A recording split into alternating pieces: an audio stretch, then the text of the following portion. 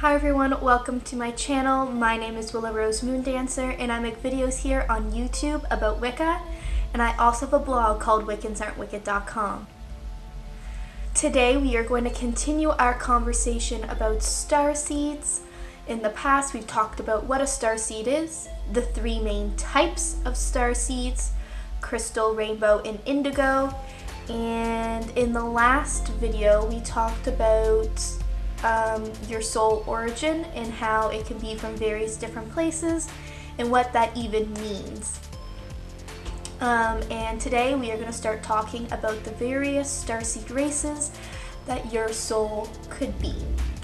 So keep in mind, as I said in the last video, most of us that are starseeds are hybrids of some sort, which means that we've incarnated on various other planets. Not just the one that we originate from and not just Earth. Today we are going to start off by talking about Andromeda, which is the place that my soul originates from. Today I also thought I would do a little bit of a themed makeup. The Andromedan race is thought to be of blue in color, and also, some are thought to be like white winged beings, so I've gone for a more blue aesthetic with lots of shimmery highlight. But yeah, so first let's talk about the logistics of being an Andromedan. So, Andromeda, the star system, is 2.5 million light years away from Earth. From what I've read, that seems to be relatively close, and they seem to be thought of as kind of Earth's neighbors. They tend to be 3 to 12 dimensional beings, so they could be anywhere in that range.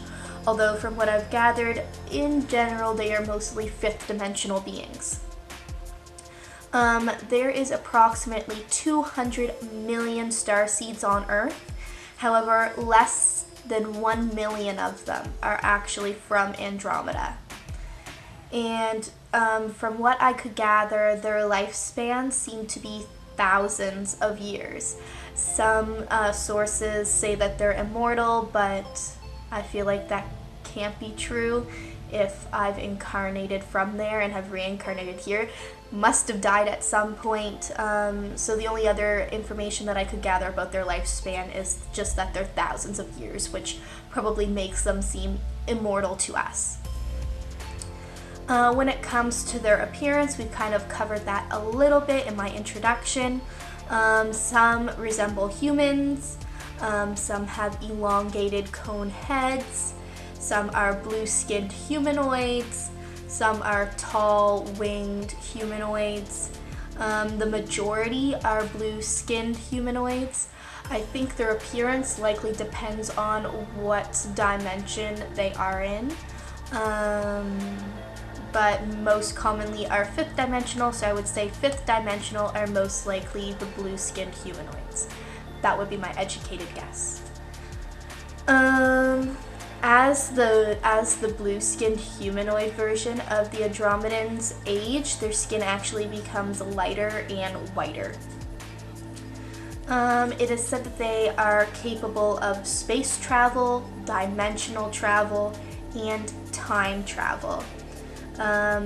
I learned that they are 6,000 years ahead of us when it comes to technology, and even more so when it comes to spirituality. They are 40,000 years ahead of us when it comes to our spirituality, which makes sense because most of us, to my understanding, on Earth are trying to make it to the 4th dimensional, being a 4th dimensional person. However, there are 12th dimensional Andromedans, so it makes sense that they're so far ahead of us. They are direct descendants of the Lyrans, and they create technology solely for the purpose of education and knowledge. It is not used recreationally like it is here on Earth. So by that I mean maybe not so much the informational parts of YouTube, but like just the funny videos. That would be recreational, TV recreational, social media recreational. Like they don't have any of that, which is quite humorous to me because I find that we base a lot of our advancements on like social media, and look how social media has progressed. But that's just something they really don't care about. The only other purpose that they have for technology is for defense. They don't necessarily have a military like we do. They mainly rely on their scientists to use technology to help protect them. So that's what I have for the informational side of the Andromedans, and now we are going to talk about the various signs that you may be an Andromedan. So the very first sign is that if you are a Andromedan, you may love your freedom. So they don't like being tied down in various forms. You may find that you fit all of these forms or some of these forms, or very few of them or none of them. It really depends. Like when I was doing the signs that you're a particular starseed, you are an individual, so you are not going to meet all of these signs necessarily. But it's common that they don't like being tied down in a relationship. They might not like routine. When it comes to how it shows itself up in me, I like my freedom in my work. I'm great. I don't mind being tied down to a person. I don't mind having a relatively strict routine that I follow throughout the day. I actually kind of have a routine. But I do not like being under authority, and I don't like people telling me how to do things. I have a fantastic boss where I work now, and I think she's a lovely lady and she's always doing her best to help me improve as a person, but I really can't stand people telling me what to do, despite how lovely and how nice they are. And I really look forward to someday having my own business where I can be my own boss. Sign number 2 is that you love to travel. So Andromedans tend to have extreme wanderlust. For me, I enjoy traveling and it's something that I plan on doing, but it's not necessarily something that I think is a necessity for my life. However, if you are an Andromedan, you very well may feel that it is a necessity for you. I'm not sure if my partner is a starseed or not. I haven't super given it much thought. But if he were, I think he would definitely be a Andromedan in some sense, because traveling is 100% necessary for him. Traveling is something that he needs to do before he even completely settles down. It is required. And I think most Andromedans feel that way. Sign number 3. You enjoy the idea of freestyle living. So this kind of ties again in with loving your freedom. You often probably don't like monogamy. If you know a forever bachelor, this person may be an Andromedan. Or if you know someone who is polyamorous, or even just in a more open relationship, those people might be Andromedan. They're all most often not a fan of commitment or obligations, and these don't even have to be like romantic obligations. Like, I'm referring to you're obligated to arrive at work at 9 o'clock. You might find that these people are often late because they don't like obligations. For me, this is not like totally relatable. I'm a very punctual person. I like being everywhere early. And my partner and I are pretty monogamous. Or I wouldn't say we're as complete monogamous as like your average couple, but I also wouldn't identify us as an open relationship by any means. We just are a little more fluid than that. But yeah, I feel like this isn't one that I super connect to. Sign number 4 is you are probably a great judge of character. So you are someone who is really hard to manipulate. You're very drama-free, and you keep your emotions firmly protected. You're not a person who likes to wear their emotions on their sleeves. For me, I think this rings relatively true for me as an adult. I'm pretty good at putting my foot down when I need to and keeping my ground. But as a kid, and I don't know if this is just, every kid is like this, or maybe it was a lesson that I had to learn in my childhood for my adulthood, but I was very easily manipulated as a kid, and I was manipulated often. I definitely don't think that I was manipulated necessarily on purpose, and it's just kind of something that happened, but I was definitely a kid who was always manipulated and always felt guilty.